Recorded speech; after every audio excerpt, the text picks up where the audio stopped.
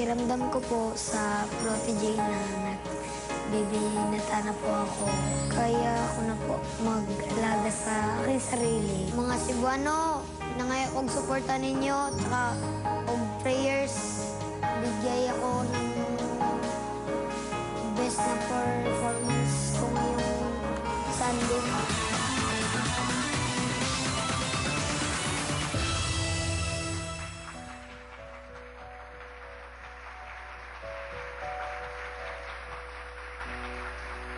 There's a fire starting in my heart, reaching a fever pitch, and it's bringing me out the dark. Finally, I can see you crystal clear. Go ahead and sell me out, and I'll lay your sheep bare. See how I'll eat every piece of you. Don't underestimate the things that I will do. There's a fire starting in my heart, reaching a fever pitch, is bringing me out the top. The scars of your love remind me of us. They keep me thinking that we almost had it all.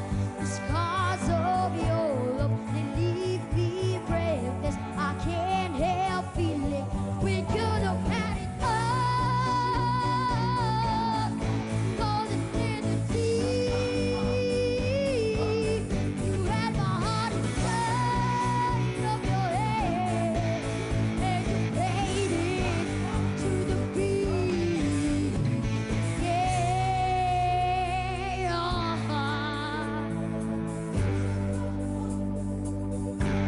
we could have had it all. Oh,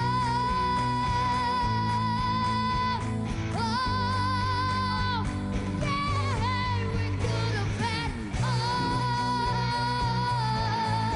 Rolling in the deep, you had my heart inside of your head, and you played it, to the beat. Yeah, yeah.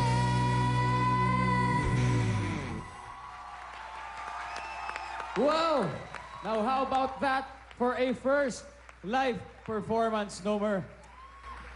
Nomer, napansin mo kanina sa opening, wala ang mentor mo na si Rachel Ann. Alam mo, sa totoo lang, she's not feeling well. Medyo masama pakiramdam niya. Pero hindi siya pumayag na hindi kasamahan ngayong gabi. Kaya, ladies and gentlemen, andito po ang kanyang mentor na si Miss Rachel Ann Go. Hi! Rachel Ann, alam mo ba na naiyak si Nomer kanina nung malaman niyang may posibilidad na hindi ka makarating? Ayan. Oh, oh, wow, Nomer. Anong nararamdaman mo ngayon na nandyan ngayon sa tabi mo ang iyong mentor? Masaya po dahil nandito po yung mentor ko po. Oo. Kanina nga narinig ko umiiyak, tapos kausap ko siya sa phone. Sabi ko, bakit ka umiiyak? Tapos hindi siya nagsasalita. Sabi ko, kinakabahan ka ba? Hindi po. Sabi ko, bakit? Kasi wala ka po dito. So pinantahan ko siya talaga, tapos umiiyak siya. Ayan naman. Kahit may sakit, andyan sa para sa'yo, Oo Nomer. naman, oo naman. I'm so proud of you, ang galing. Thank you, Rachel Ann. At syempre, Direk Bert, ano po bang masasabi niyo sa performance ni Nomer ngayon? Nomer, alam mo, ikaw ang isa sa pinakaabangan ko dito sa contest na to eh. Kasi bukod sa magaling ka na, cute ka pa, di ba? Pero ang gusto ko kasing makita at marinig kung ano yung mga choices ng songs na kakantahin mo. Kasi nung una kita narinig, nag-Arnel Pineda ng Journey ka, di ba? Ngayon naman, nag-Adele ka. Parang magaganda yung ina-expect naming kanta galing sa'yo. Kaya, kabahan na dapat yung siyam na kalaban mo. At saka Direk Bert, hindi lang magaling, hindi lang cute. Mukhang chick boy rin. Eh, yung nga tatanong ko eh. Tatanong ko lang. Umiiyak ka ba dahil may crush ka kay Rachel? Hindi po. Hindi ba? Hindi po. Kay ano, Direk, mukhang kay Denise daw yata eh. Oo, correct. Ano, Nomer? Oh, Kanino nagbablast. ba? Kanino ba? Pinapawisan yung ilong mo na. Oh, kanina walang pawis eh. Nomer, kanino ka ba talaga may crush? Kay, ano po? Bata ka pa. Okay lang, crush. Okay lang. Kanino, kanino? Crush lang naman, Crush lang inspirasyon. po yun. Kanino nga? Crush lang po. Oo, crush lang, okay lang. Kay Ate Denise po. Ayun! Direk, ayun na po. Maraming salamat, Nomer and Rachel Ann. Direk Bert, maraming salamat. One more time for our little showstopper, Nomer. Palapakan natin siya.